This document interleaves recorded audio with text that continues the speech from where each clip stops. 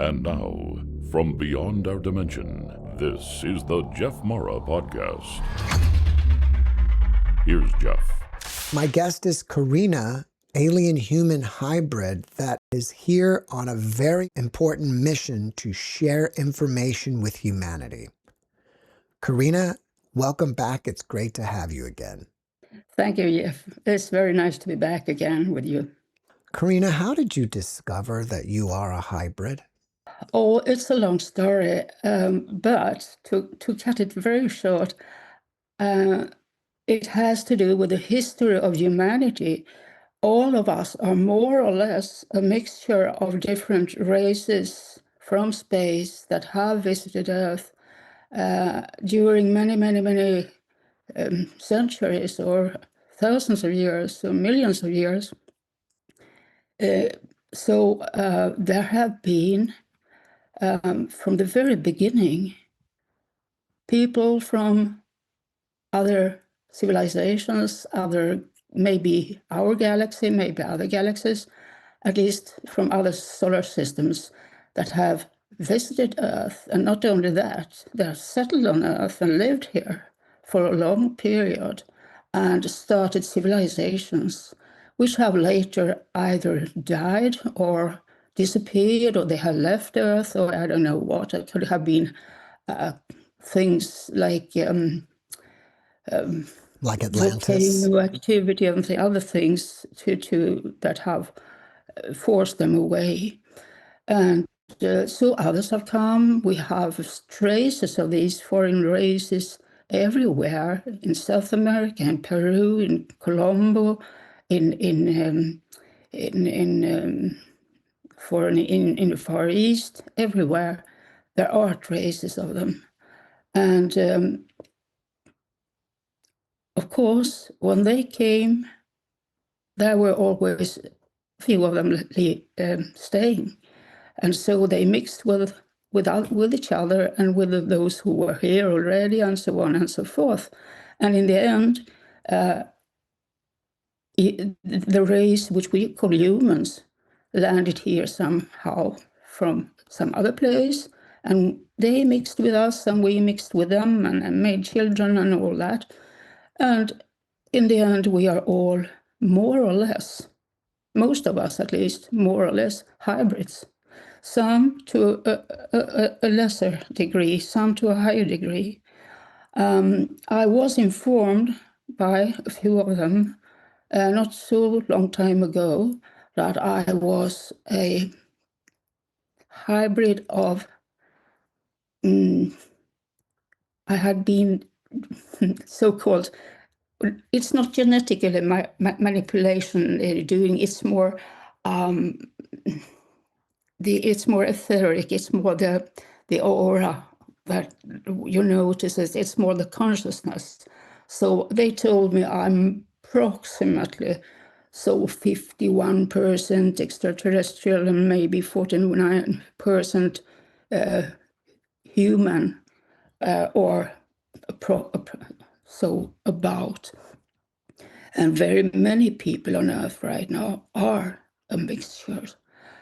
Those who are of the more, what we call the human race, are mostly Africans. They haven't been touched by so many changes.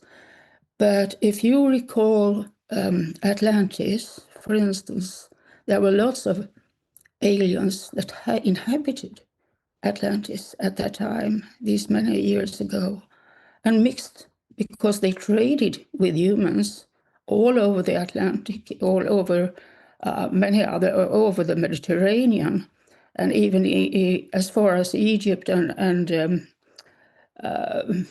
I think the Syrian or Assyrian parts of the world. And then we have the Assyrians with their gods, and you remember how they experimented with humans to see what they could do. So they tried out a lot of things like, bulls with wings, or humans with lion bodies and things like that, or horses with many legs, more than 4 legs, to see what worked. They made all kinds of genetic manipulation just to see what they could do and what could happen. And from there, also, if these experiments didn't last very long and weren't very successful, the knowledge of how to change stayed with some beings here on Earth. And some people were changed very little, not genetically, but in the mind or consciousness. So most of us are hybrids. So I'm no special. Are you saying that Earth is one giant laboratory for experiments for the ETs? No, not really. I think we have no. Earth is not very important in as a laboratory. They have much more effective, much more complicated, much more efficient places elsewhere. What Earth is right now, it is a threat to the solar system. Why it is? Because of all pollution, all overpopulation and overpollution, and all this waste and all that. It is a threat to not only our existence here, but to our neighbors as well. So when foreign troops or vessels or whatever you call these things that come in the skies and come and land and just fly over us, and we see a lot of them now, they have difficulties because they have to pass through the layers of waste that we have thrown out into the space surrounded Earth. And it is now a danger for all our rockets, for all satellites, for everything out there to pass through this, because it can damage these flying saucers or flying ships or whatever you have, ours and theirs. This pollution also has to do with weather conditions, because it changes the way the sun affects Earth. It changes the weather, the climate, everything. So it endangers not only our living conditions, but it is also very dangerous for those who come to visit us, or for us if we want to leave the planet and go to further out in the solar system. What about all the nuclear activity that's going on this planet? As long as they don't fire off atomic bombs, they won't interfere. But if we do that, they will interfere and stop it, because it can't be allowed. It destroys too much of their dimensions. I think I mentioned it before in a previous interview. If I haven't, I should have done it, because it is very important to understand that an atomic bomb not only destroys a lot of environment around it. Of course it does. We understand it because there's a big cloud and it's very poisonous ashes, and there's all lots of things that's contagious, and it creates cancer, and it kills a lot of people around, and so on and so forth. But it also destroys other dimensions that we don't even know about, where other beings unseen to us live and are affected or may be killed. And that can't be allowed. So they will stop it. What kind of information do you have to share with us that's very important that humanity needs to hear right now? There are two kinds of information that I have been asked to share with as many as possible. The first part of the information is about the thing or the being which we call God, or sky, or heaven, or the divine being, or whatever we call this in the upper realms, if we call it like that.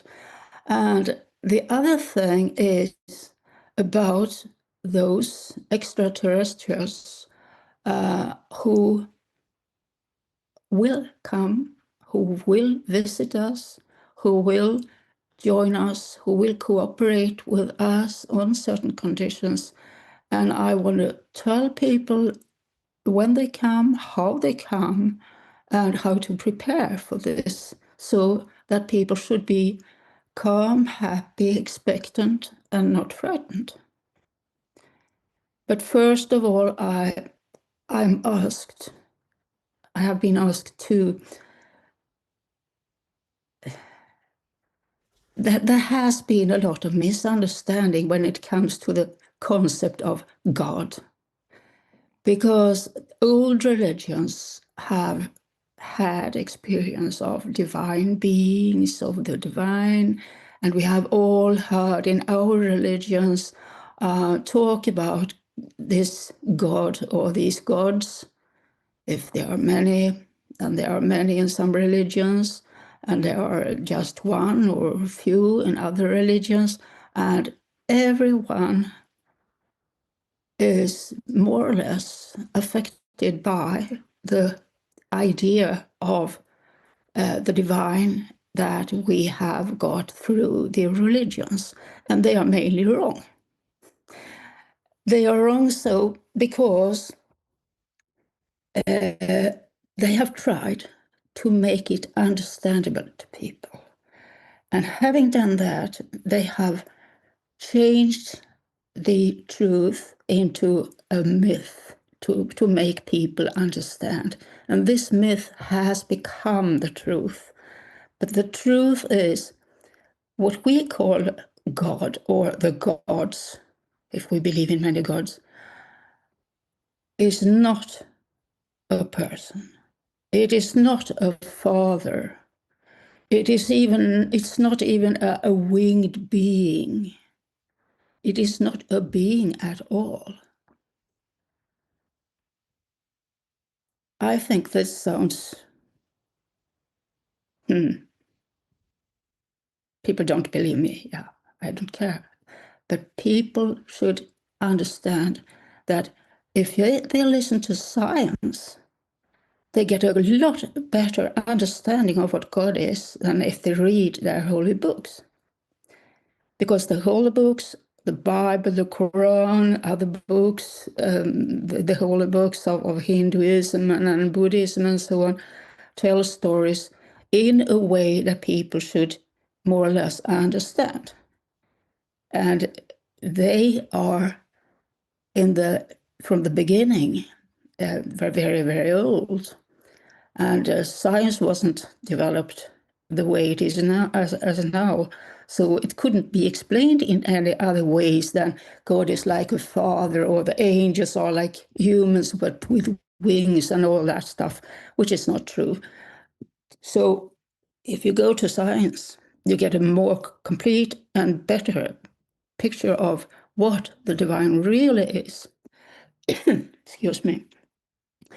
So think of a field. Think of a field of grass, corn, wheat, just a normal field out in the nature.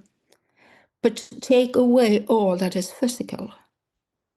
What you have left is what the science calls a field, which is more or less a something that surrounds something. If we go to what we call creation, you have physical bodies. You have a physical body, I have a physical body, all our listeners here and watchers have physical bodies, most of them at least. And what's the body made of? It's made of cells. Cells are built by molecules. Molecules contain atoms, electrons, protons, neutrons, all those things. We are down in a very low level now, right? And if we go into a deeper level, we have what we could call subatomic particles, like quarks and things like that. On the subatomic level, there is no thing like particles. It is all energy. It is energy in movement. And if we even deeper into these small particles, which really are not particles, but just energy units, what do we find? We find no body, no mass, just energy, or we would call it charge, perhaps, because charge is what makes our car working. It is what makes us as bodies working. Charge is, in scientific terms, exactly the same as in philosophic terms, what we call consciousness. So if something is conscious, it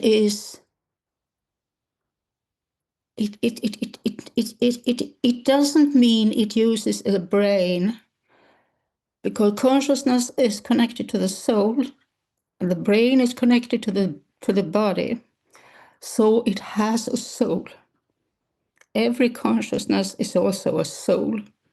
So now we have charge, we have consciousness, we have soul, we have a field. All of this is what we can call the divine. This is the divine field, which encompasses everyone, everything. Everything is part of this. So it's a super consciousness, to cut it short. That is what God is, a super consciousness, and we are all a part of it. And the notion of space, time, and physical matter is more or less a practical way of looking at things, an invention. It's not really there. Difficult to grasp, but that's more close to the truth than our myths from all the holy books. Some people talk about that somewhere out there in a quantum realm is information. Yes. And the answers to everything is out there. Yeah, it's true. And the information is this universal, all-encompassing cloud of consciousness, because that is information, and all information is in this collective consciousness. So yes, it's another name for it. You were asked to share this information, right? Yes. By who? By source, through the agent, which kind of, there is a being out there. People usually call it an archangel. I say, okay, call it whatever you like, but it is a being. And to understand how this connection works, I must go into the creation of humankind. Because when our universe was created, the origin of everything within it was there as a potentiality, you and me and everything else. And the very first things, the first potentialities that were realized were these so-called archangels, because they were the energies that were so close to the divine origin that they were almost perfect. And from them, from all these beings, everything else has been created down in different layers and different stages. And we have all our origin there, and so have I. What I have, which not everyone has, is the memory of which of them, from which of them I originate, or in the first place, through many, many, many layers of beings between, and of course all my incarnations. But I remember. And that is why I have that mission to tell that we all stem from the archangels in the very beginning. And we all being part of this consciousness, which means we have access to all information. You mentioned information a few minutes ago. We all have that information accessible if we tap into this field of consciousness. And I've done this several times, and I've been given a lot of information from there. Not because I'm special, only because I happen to remember. So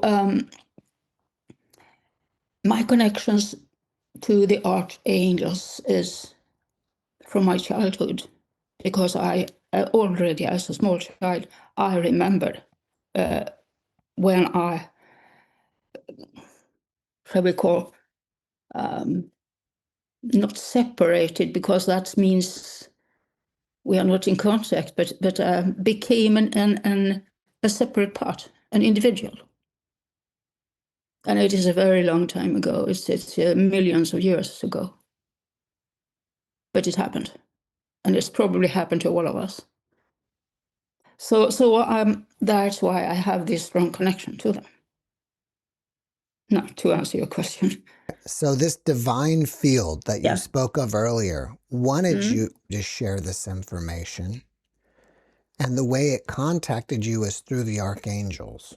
The very special archangel with which I have most contact has asked me to try and help people understand these things, because it would help us in the future when people stop believing in their gods, because the gods don't come to help, because the religions don't seem to be in use or are suppressed by politicians or whatever we have.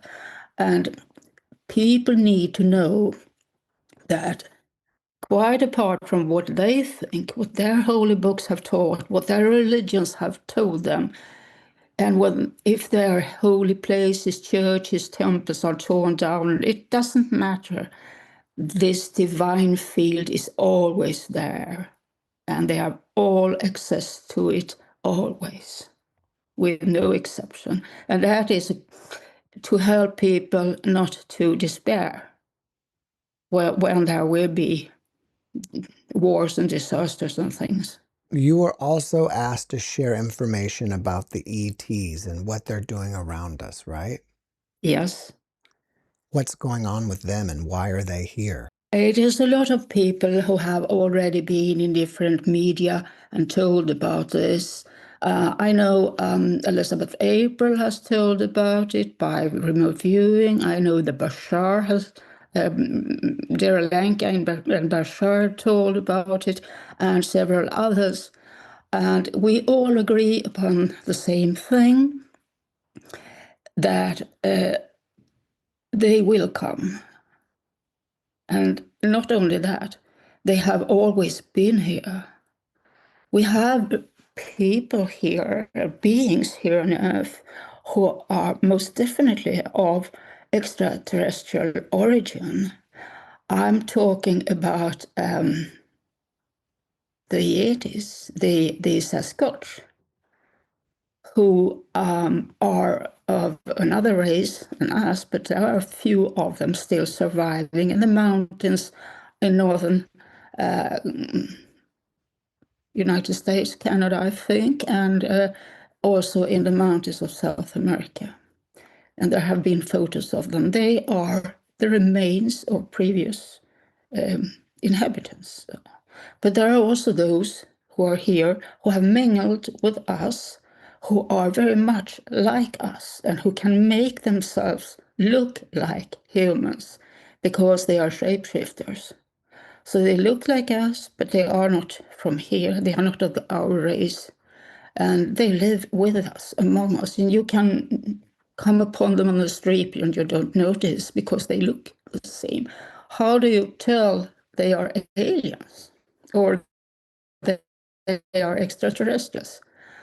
There is a difference, but it is very difficult to notice. The difference is that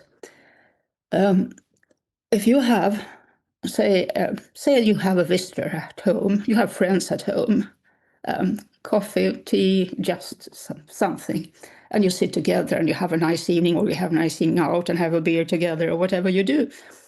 And then when they leave, you still feel something of their presence being left, and you can even investigate it with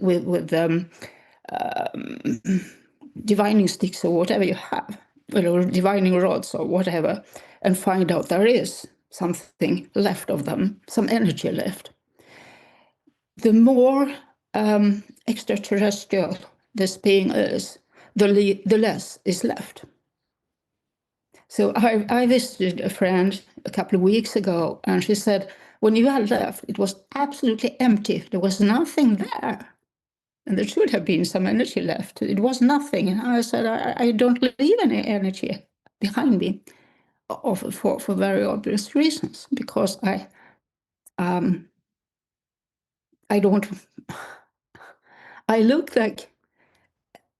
very much like an old, nondescript, rather ugly old woman of normal size and age and all of those things.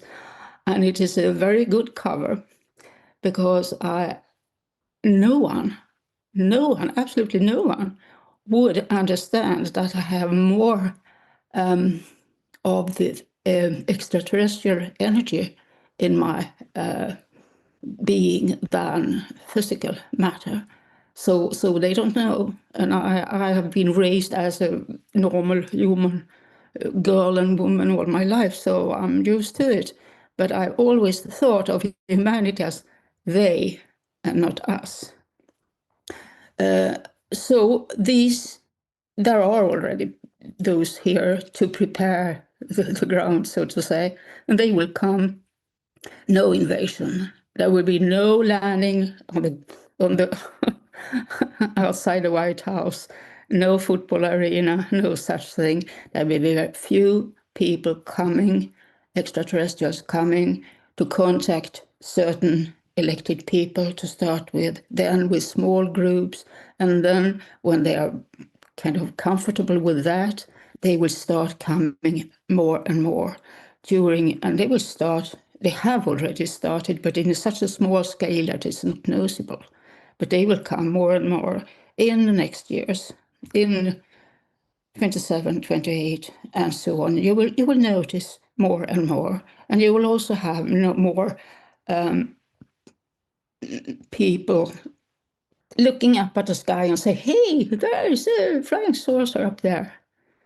Or there is something there that looks like a man, or there is a very special, a sound or a light, or things happen, because they want us to receive them without fearing, fearing them. They want us to be their hosts, and they want to cooperate. Most of them. Not all extraterrestrials are friendly, but most, those who come are. Aren't you in contact with 4 of them? since childhood, I have been in contact with a one who lives on a planet out in the Kuiper belt, which is just outside of Pluto and Charon. It's far out in our own solar system. Yeah, and he has been. He contacted me when I was 6 years old, and I have been in touch with him ever since. Then I have another contact, the former commander of the Galactic Fleet. He is now retired, so he has time left to communicate with people. And I'm very honored to be in contact with him because he has a lot of experience. Then there is a female who is a pilot from one of the ships of Ashtar Command. Most of their pilots are female. And she is a pilot. She is, many of my friends have met with her as well and have had contact with her. She is here now and then around Earth, so it's easy to contact her. The fourth is one of those who do the crop circles, especially in England. And she belongs to this race. There are 3 different races who do crop circles, but one of them is her race. And I happened to it's a funny story because one of those crop circles showed a face. And I thought that face was interesting. I decided I wanted contact with the being who had made that face, and that was her. So we have contact now and then. So these are the 4 ones that I have contact with, and then also as I have worked as a Kabbalist for many years, I have a lot of contact with Archangels in I mean, not very often, and not very deeper contacts, but I have 2 of them that I have more or less weekly contacts with anyway. So that's my so to say my net of informants. Apart from me, I usually listen to Source every night. Before I go to bed, I sit at my computer and I wait and say, is there a message? And then there comes a message on the computer, I write it down, and that's it. How does the message come through on the computer? I ask for the message, and then it's automatic writing on my computer. My fingers are just directed to what to write, and then I look at it and say, oh, did I write that? Because I'm not always conscious of what I write. I just sit and take it down, and then I read it through after. During our first interview together, we talked about that we're going to be going through some tough times and there's going to be a lot of darkness here on Earth. Yes. Where are we with all that? We are in the beginning of it. As you have noticed, if you read the papers and look at the television and you follow the politics, you see that there is a lot of things happening. Not all of them very nice. There are wars going on. There have been a lot of landslides, wildfires, drought, famine, everything. And that is going to get worse and worse and worse. And the world economy will, sooner or later, crash because of the oil. Oil is, we'll have gas and coal and things as well, but oil has become the crucial thing through which everything moves. And the wars will be about oil, and you will have so many people use oil in their cars, for heating their houses, for going by airplanes, everything.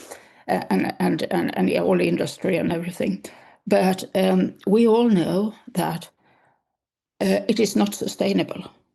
In the long run, we have to leave oil, and that will crash the world economy. And your president, Mr. Donald Trump, is here in a mission as well. His mission is to create chaos, and he's damn good at it. And it is no bad thing, really, because we need this chaos. This is the beginning of the, how do you say it? You know, English is not my native language, so I sometimes look for the right expressions. We have to, the whole Western civilization has to crash and go. And this is the beginning of it. And he is one of those who help to undermine what we are used to. So even if we dislike him or like him, whatever we have, whatever we think, doesn't matter. He is here to create the chaos that starts the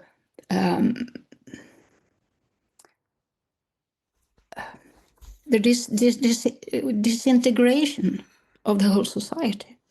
Do you think it has to disintegrate totally until the new world starts to grow and bloom, and the young people who are born now and who are young now start to take over? So we oldies, we just have to help to disintegrate the civilization. It's terrible, but it has to be done. And a lot of people will suffer, a lot of nature will suffer, a lot of extraterrestrials will come to help us to do it in the best way possible. But it has to go. Do you think this war with Iran will crash the world economy? No, it won't. It is, after all, it is not the whole world. We have the Chinese economy, have the Indian economy, and we have other parts of the world that are not so much affected. The oil that passes through the Hormuz Strait affects approximately 20% of world economy, but not all of it. But if the war goes on, it will be worse. It will affect more. It all depends on what these guys can negotiate. So it could get worse, and there will be other wars. In the end, there will be a lot more conflicts because we are going into a period of a warmer climate, a drier climate. And it means that a lot of people will have to leave their homes. And there will be mass migration, mass starvation, and all that. So there will be a lot of trouble for a few decades until, and I have to stress this, until it is over and the good times are starting, because good times will come. And those extraterrestrials who come will help us to get rid of all this rubble, get rid of all these things that we have built up, starting with colonizations, or starting with, all these things that seemed good at that time, but have shown to be disastrous for the world. And what we do now, when we just throw our waste in the oceans, or throw it out in the sky, or just overconsume too much. And that is something that has to be stopped. We can't consume as much as we do. We can't be as many as we are. We are 8 billion people, approximately, right now.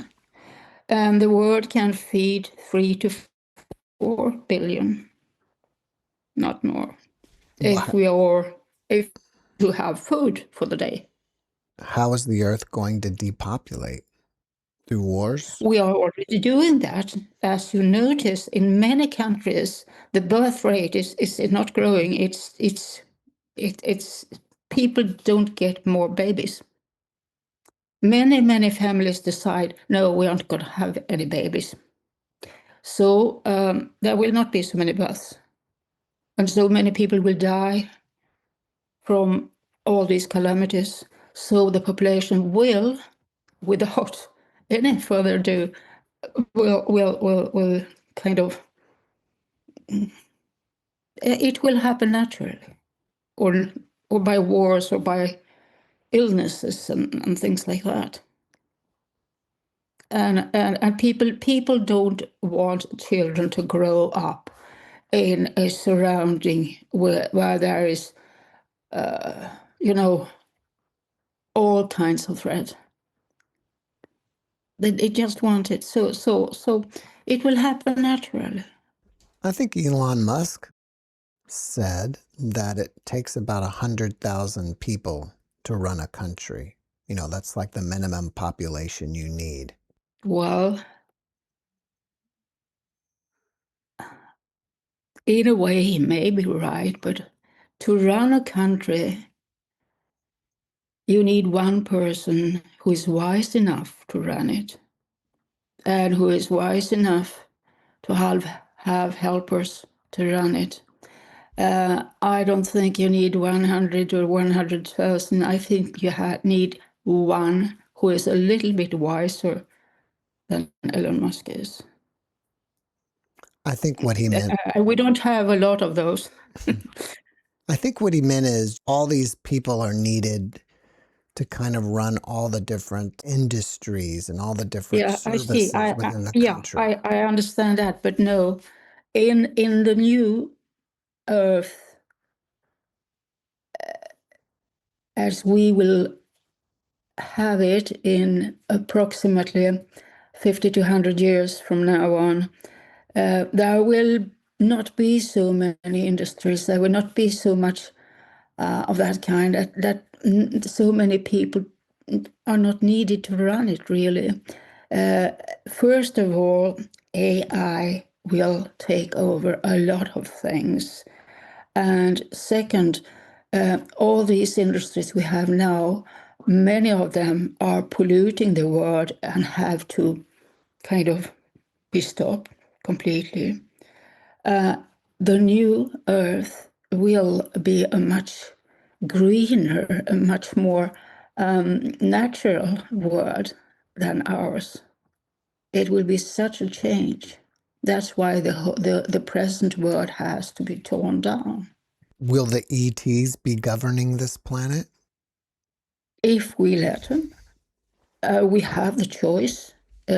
We can either govern with their help, or we can ask them to govern, because they are approximately, I would say they are wiser than we are, but we know our planet better than they do. So the best thing would be to cooperate with them, and maybe a 50-50 government or something like that.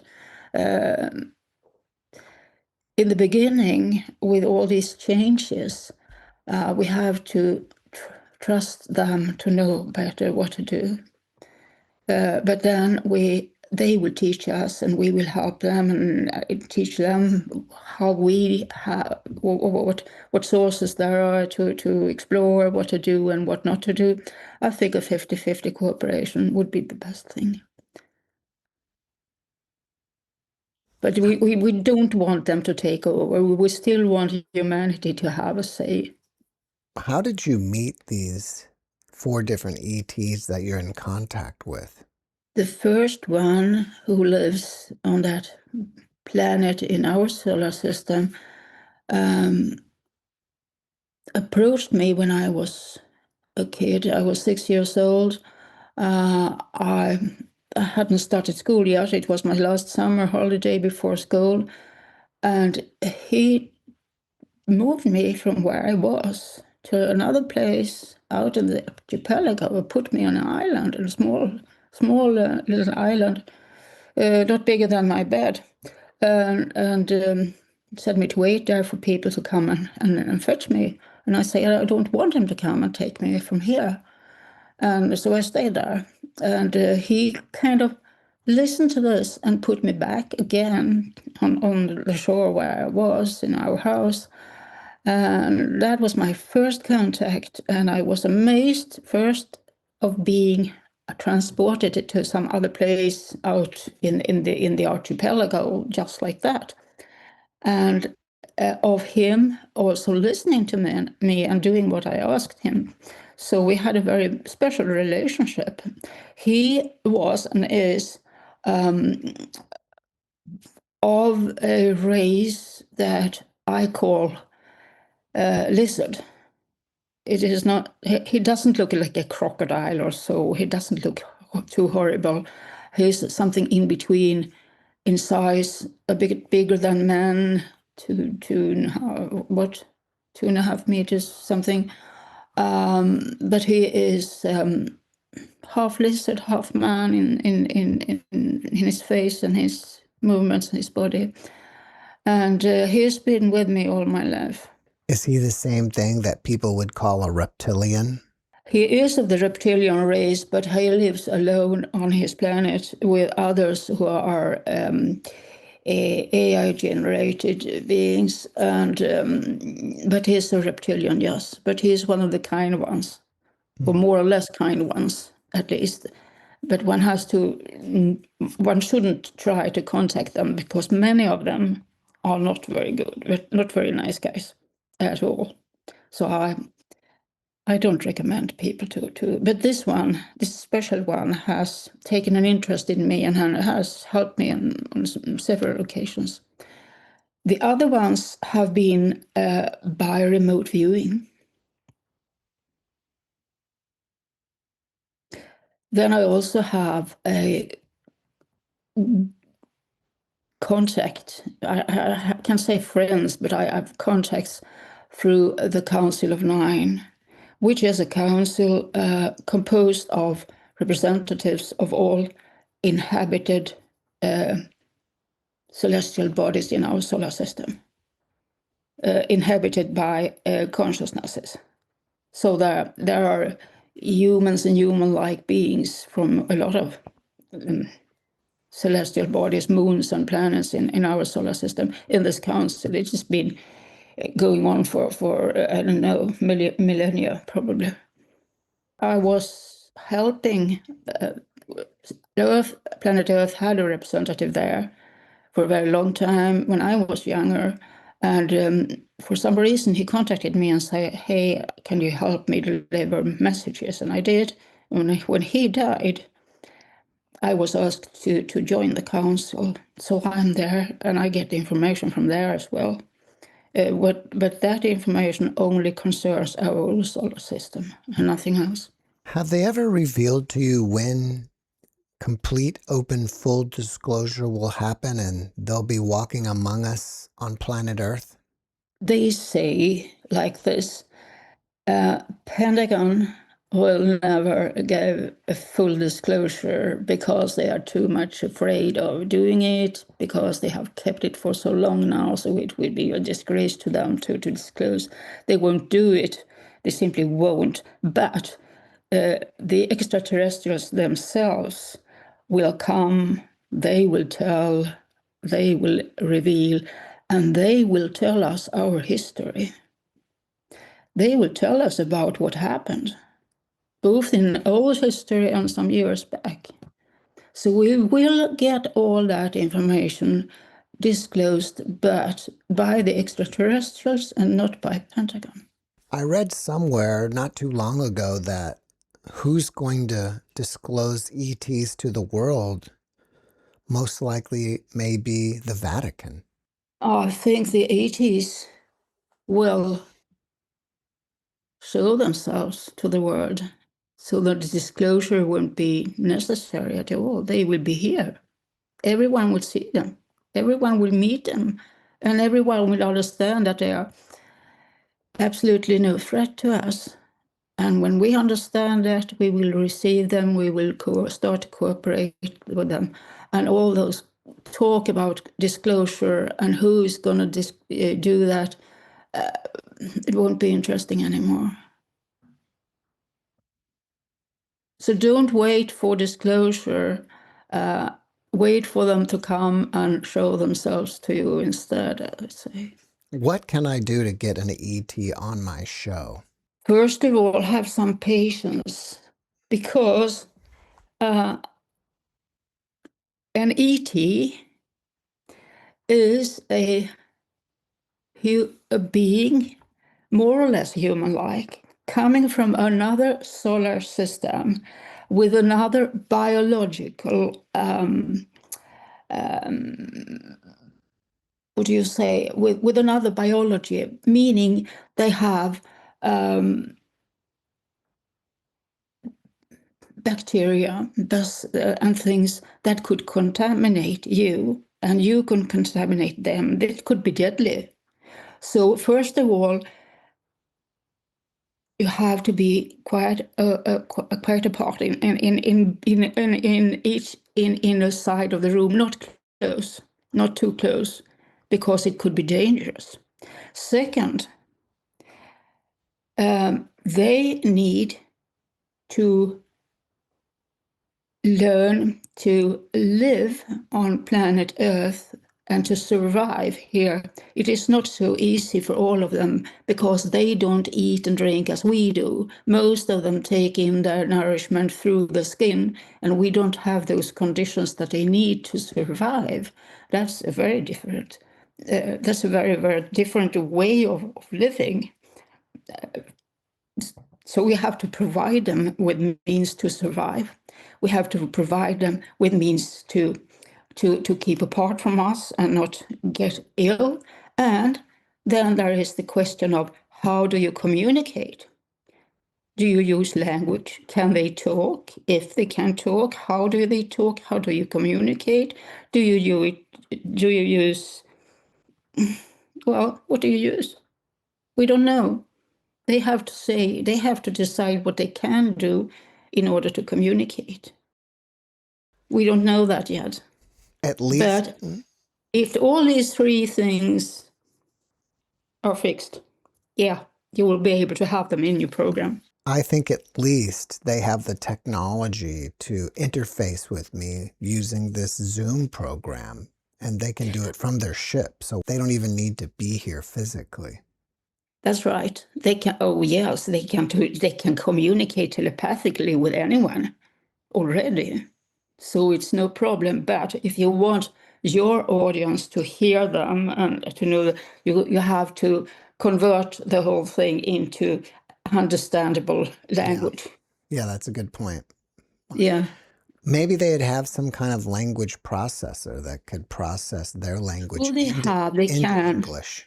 They can, absolutely. And those who are on planet already, they talk. They can talk, but they talk synthetically. You can hear it on their voice. It's a synthetic touch of it. A little, almost a metallic. You can feel it. It's not generated here in the throat. It is synthetic. It's machine generated talk, but they are ensouled living beings. Only they have to talk differently than we do. Do you trust the reptilian that you've been in contact with? Because No. many people think that they're No, malevolent. I don't trust him. I don't trust him, but he helps me. In what way? He listens, and sometimes he if I want something and I say, can you help me doing that, and he does it if he can. He's helpful and he's watchful. He seems to has appointed himself as my guardian somehow. I don't know why, I don't know how, and I don't trust him. I never trust any reptilians. I'm very wary when I'm with him. But he has never hurt me, has never done anything towards me that is negative. But his agenda is not mine. we don't share that agenda at all. He has quite different ideas about what should be done and where and how, and I don't trust him a bit. But as he guards me, he is, shall we say, a useful friend, at least in that way. So I keep the contact. You're in contact with a female captain of the Ashtar Command. Do Yeah. they have a fleet of ships orbiting the Earth? Yes, they have a fleet of ships, and they not especially here. I mean, the Ashtar Command is one of many commands of the Galactic Command, which is the greater organization, and they fly all over the whole galaxy. And the Ashtar Command is just one of them. And sometimes they are here, sometimes they are in other solar systems, but mostly they you find them here in our solar system. Do you think it's possible that there's a giant AI system out there and that all these people who say they're channeling ETs are really just connecting with an AI program? No. There are, if you think of it, billions and billions and billions of ETs out there. There is no AI, no single AI program for all these beings. We have in our galaxy only perhaps 1 billion stars or so, all of them habitated by, most of them at least have planets or moons and things where there live beings. And our galaxy is one of approximately 2 billion galaxies and so on. So there are so many beings everywhere, living in so many places in our universe, that an AI system couldn't comprise all of them. It's not possible, and it's not something we would like. I don't think they would. No, I think it's not possible. If you think of it, if our Earth is a copy of a bigger system, we have fractions here on Earth that are warring, that are on different sides. And it is the same out there in the galaxy. There are different sides. There are those who are enemies, there are those who are friends, and there are those who are warring with each other. There have been wars in heaven for eternity. So they wouldn't share the same AI system. I don't think so. Where do you think we're going with AI on this planet? I think when I have remote view the future, I've seen AI being used to a great extent, as we use it to almost everything. It will help us a lot, and it will be kind of one of the most important parts of future industry or future workplaces. So it will develop. It is unstoppable for a moment, and we will have it for almost everything. And it will, to such an extent that it has to be regulated what AI can do and must not do. You have to have laws and regulations for AI use in the future, because if you can use it as much as you like, you may destroy things, you may destroy companies, you may misuse it in such a way that it is dangerous. So it will be regulated, but it will be much more evolved and developed than it is today. What about robots? Because it's my understanding that Elon's going to release about 1 million of them at the end of 2027. Robots are already in use everywhere. If you think about those extraterrestrials that you call the small grays, for instance, what are they? They are, most of them are robots. They are not.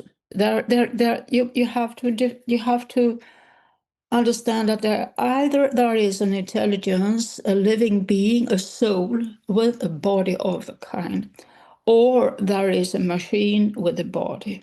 There is a robot body.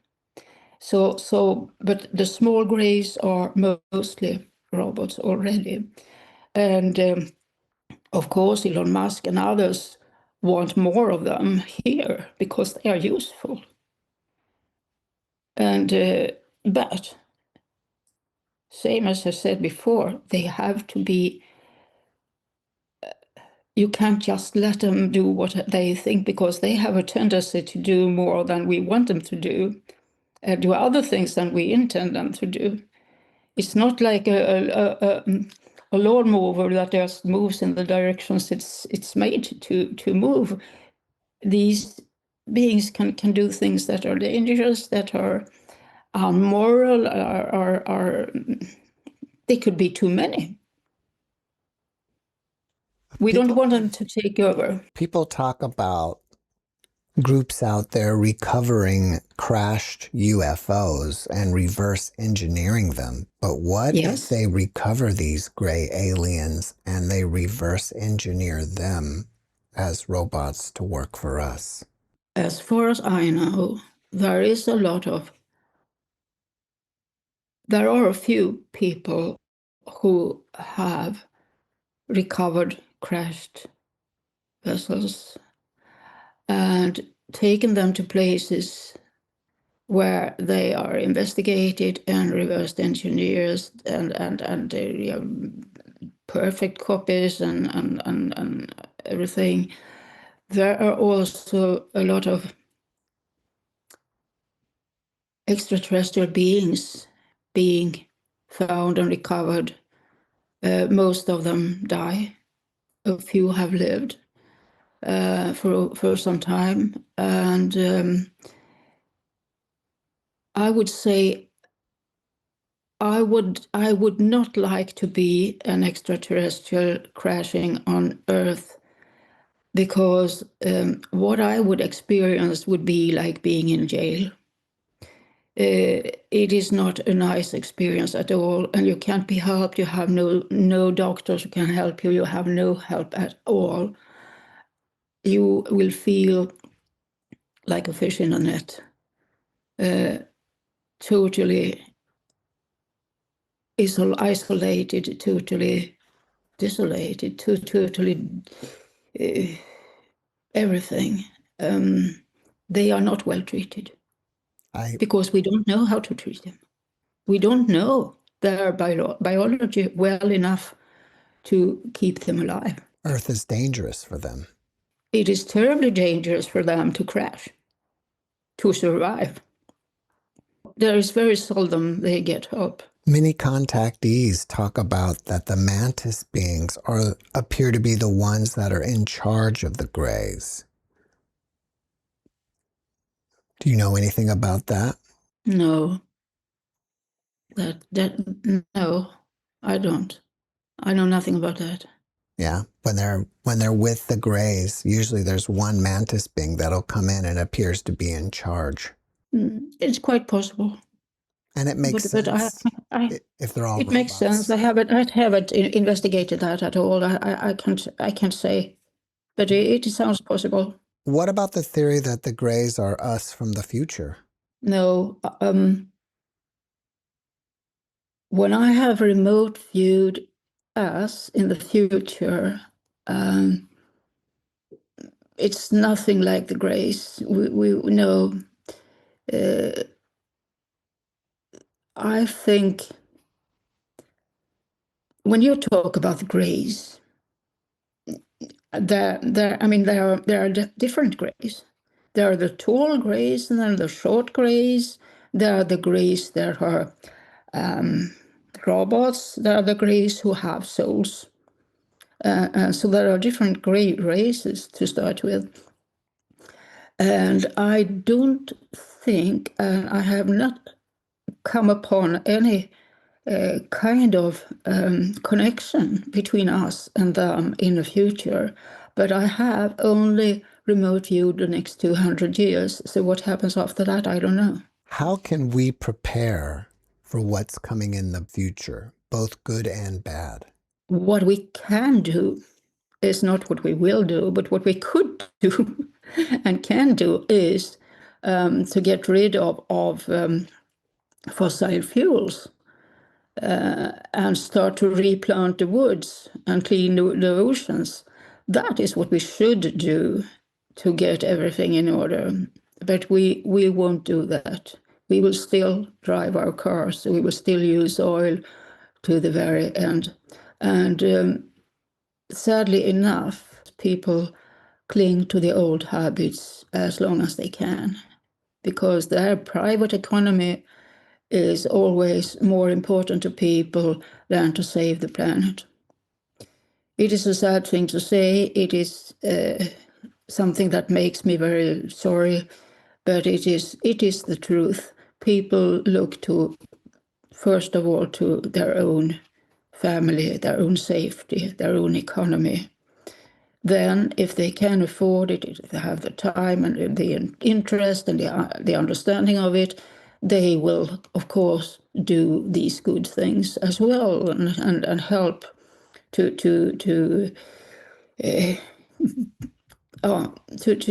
change into more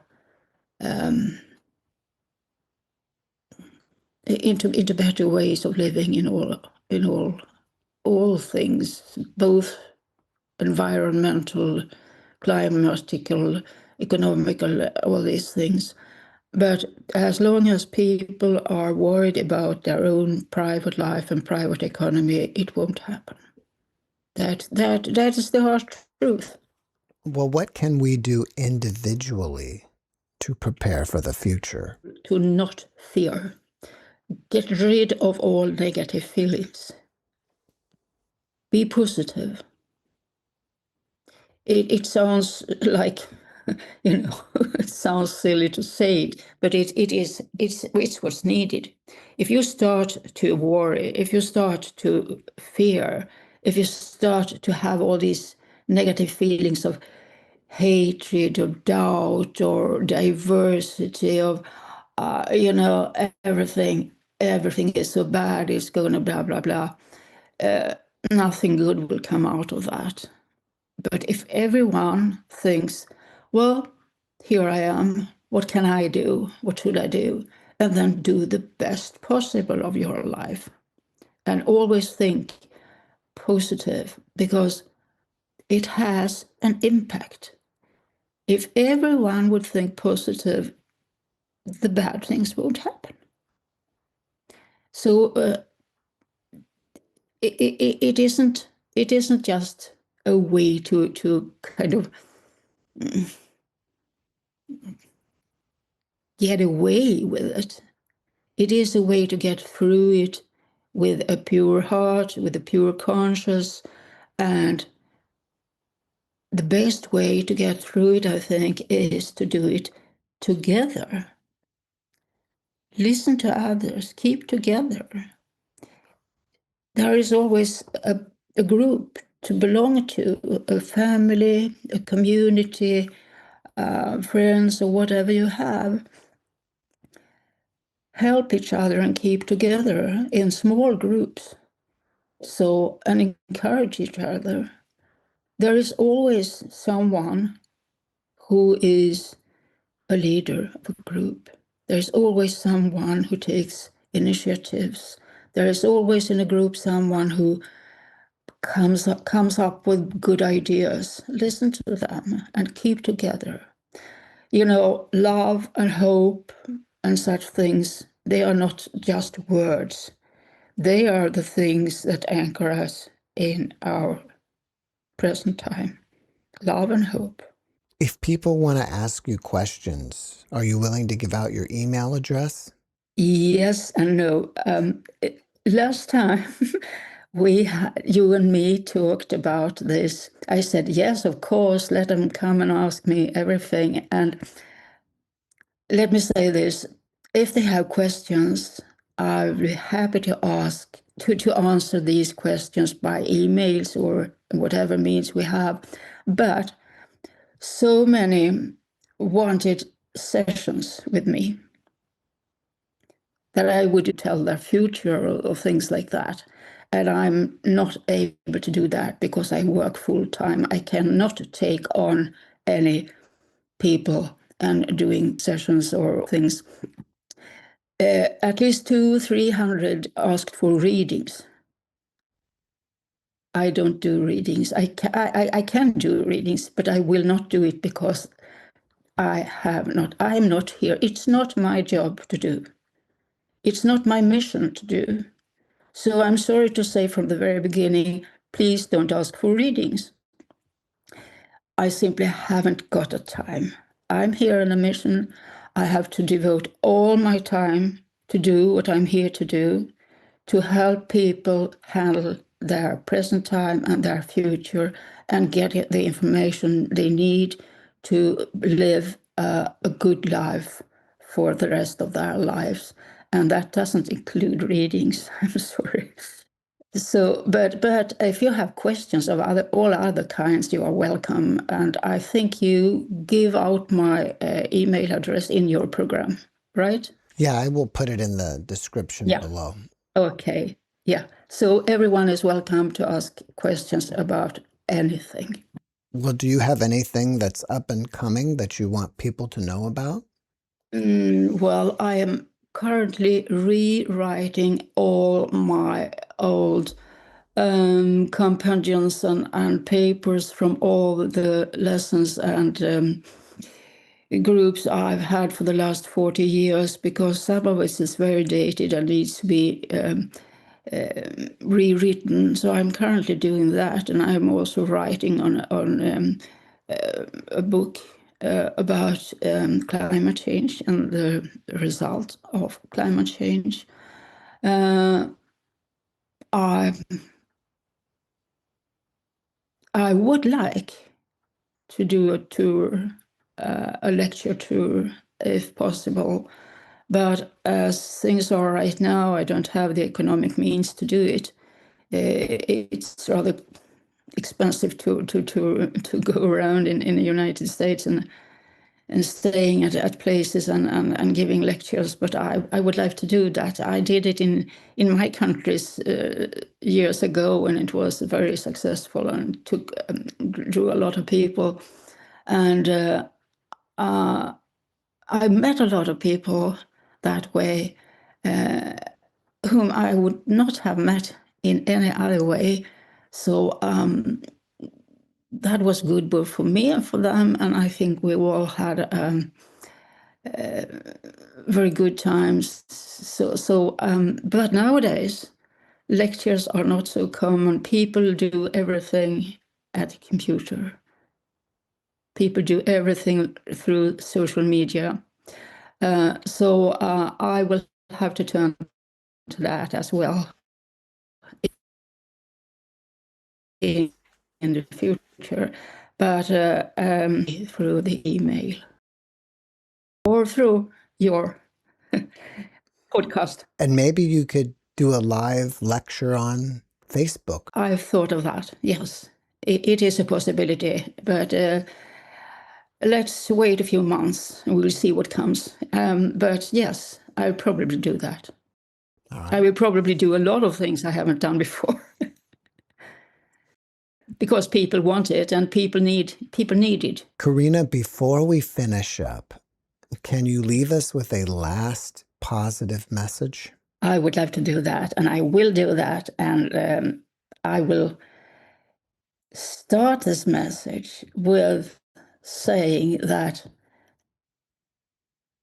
the JeffMara show is one of the best places I know on this planet for communicating with people of all kinds. And I am so grateful to be your guest, and I think you are a wonderful host, and I'm happy to be here for, is it the fourth time, I think?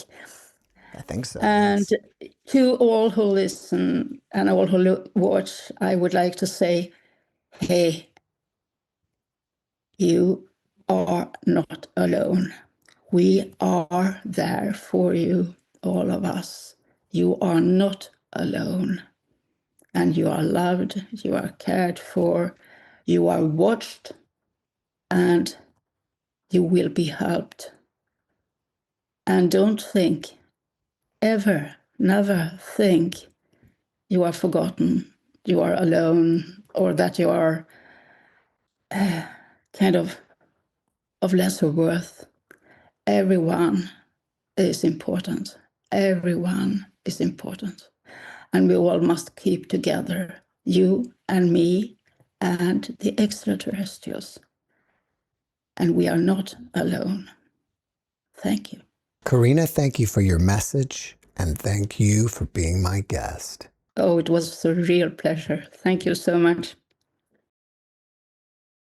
Thanks for watching the JeffMara podcast. I really appreciate you. Another way to show support is through YouTube memberships. And if you do, there are loyalty badges and other perks depending on your level of membership. All you need to do is click the join button underneath the video to find out more. Thank you for your support.